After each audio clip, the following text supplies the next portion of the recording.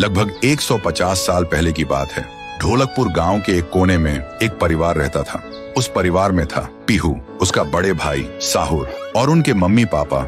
एक सुबह पीहू और साहुर घर के बाहर खेल रहे थे और अंदर उनकी मम्मी किचन में खाना बना रही थी। वो थोड़ी जल्दी में थी और तभी अचानक उनके कपड़ों में आग लग जाती है। वो चीख चीख के चिल्लाने लगती हैं। पीहू और साहुर मम्मी की चीख सुनकर भागकर अंदर आते हैं और जैसे ही मम्मी को जलते हुए देखते हैं वो चिल्लाते हैं, पापा जल्दी आओ पापा। पापा भागकर आते हैं, लेकिन मम्मी को बचाने के लिए जैसे ही हाथ बढ़ाते हैं उनके कपड़ों में भी आग पकड़ लेती है और कुछ ही सेकंड्स में दोनों जलकर राख हो गए। पीहू और साहुर सिर्फ देखते रह गए, जैसे पूरी दुनिया ही खत्म हो गई हो। अब पीहू घर में अकेली रहने लगी और साहुर हर दिन खेतों में काम करता, सिर्फ इसलिए ताकि उसकी बहन भूख से ना रहे।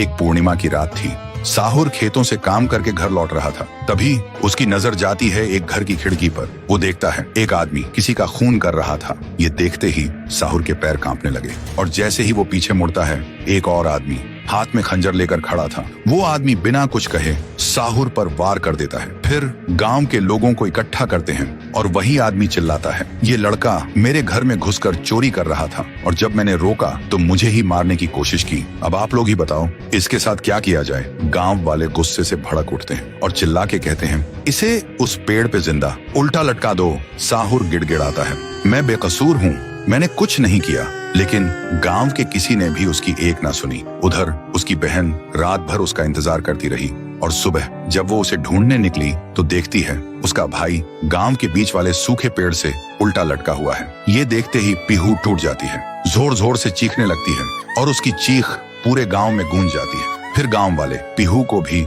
चोर का बहन कहकर गांव से निकाल देते हैं और तब से साहुर की आत्मा उस पेड़ के अंदर समा गई थी और पीहू गांव के बाहर एक झोपड़ी में रहने लगी थी। रोज एक पेड़ के नीचे बैठकर भीख मांगती थी, लेकिन कोई भी उसे कुछ भी खाने को नहीं देता था।